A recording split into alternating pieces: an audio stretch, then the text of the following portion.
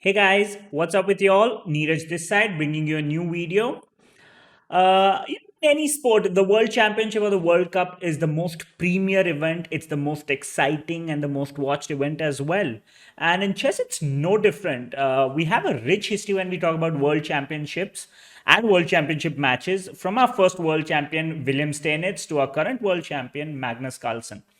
So in today's video, we shall see something related to World Championships, and we'll be looking at the most defining moment, according to me, in the 2008 World Championship, which was played between the then World Champion Vladimir Kramnik from Russia against the challenger Viswanathan from India.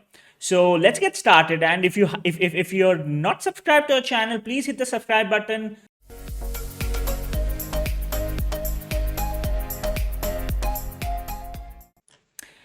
Okay, so this is actually a position from game five, and up until here, Vishy Anand is leading the world champion 2.5, 1.5, and we are witnessing some really exciting games in the semi-slav, extremely double-edged, complicated stuff, and we reach this position with white to move. Black has just played the move rook c3. And, when you look at this position, black has this threat of playing the move bishop takes f3.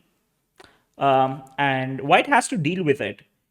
After a long thought, Kramnik played the move knight takes d4. And on first look, it looks like, is white just blundering a piece?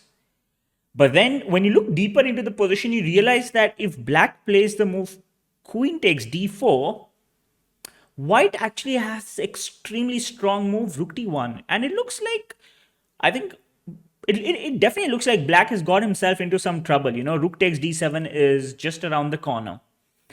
And this was what Kramnik definitely calculated. And after deep thought, he did play the move knight takes d4. And Anand had all this calculated. Anand was just calm and composed. No reaction, played the move queen takes d4, and white followed up with rook d1. And this looks like extremely menacing for black. It's like white is just coming down and going to capture on d7, and it's going to be a double attack here as well. And I think Kramnik definitely saw this very interesting move knight f6. And obviously he calculated, and Anand played the move knight f6. So what black says is, okay, you capture my queen and I capture your queen and I'm up a piece. So that's what happened. White played rook takes d4, black played knight takes g4, and Kramnik was very satisfied after he played the move rook d7 check. He probably thought that Anand must have missed some calculation somewhere here. And the move rook d7 check is a double attack on both these pieces. And how does black react to this? It's a check. Black moves the king to f6. And white plays rook takes b7. So in this position, white is not just up a pawn, but it looks like these pawns are just going to roll down the board and it's going to be an easy victory for white. So Kramnik most definitely calculated up until here and was very satisfied with this position. To his surprise, came rook c1 check, for which obviously he saw bishop f1. So there's no back rank made. But this is where Anand just calculated that one extra move, which probably made him world champion, because he went 2 games up after this move. So Anand played the move knight e3, extremely strong. And after that complex calculation, finding this move is like the icing on the cake for black. It all happens as he wants. So black is threatening rook takes f1 checkmate. How does white defend against this? White can first of all just capture this, which he did. But the problem is after black captures back, it just becomes impossible to stop this e2 threat. And there's no way to go for white. White can try to play something like g3, but then e2 is just too strong.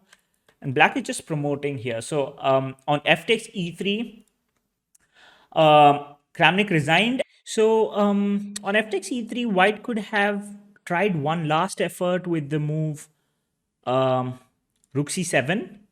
And the obvious idea of rook c7 is that, black's rook has to be displaced from here. if you want to avoid e2. So rook c7 is a desperate effort to do that. Black would just go rook takes c7. Okay, so you obviously can't keep your rook here because white would play the move rook c2.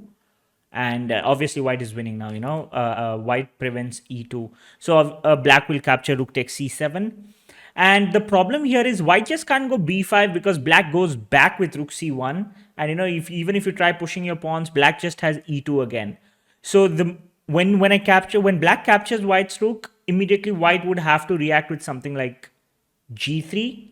But this is where black just convincingly shuts out any ideas by white, to promote these pawns with rook c1.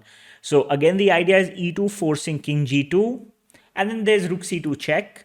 Now, if the white king goes anywhere else apart from f3, there's simply e2 captures, and the rook can easily deal with these two pawns here because obviously the rook alone couldn't handle the two connected pass pawns if they were on the 6th rank.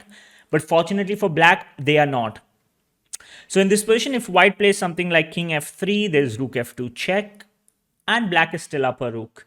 The rest is pretty simple. Black's just going to bring his rook behind. Probably if he needs his king support, the king is there to aid. And it's just a matter of time when black wins the game. So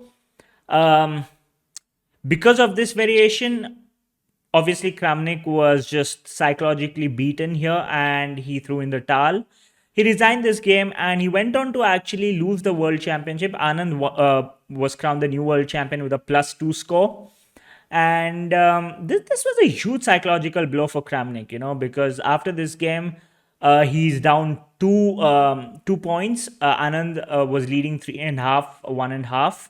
And Anand won both his games with black. Definitely seemed the more prepared player as well. So guys, if you actually like this video, don't hesitate to hit the like button. Let me know in the comment section below what you would like to see on our channel and any other world championship decisive moments that you would like to see from me. If you haven't pressed the bell icon, please do it to stay notified about the awesome content we shall be posting regularly. Thank you and see you soon.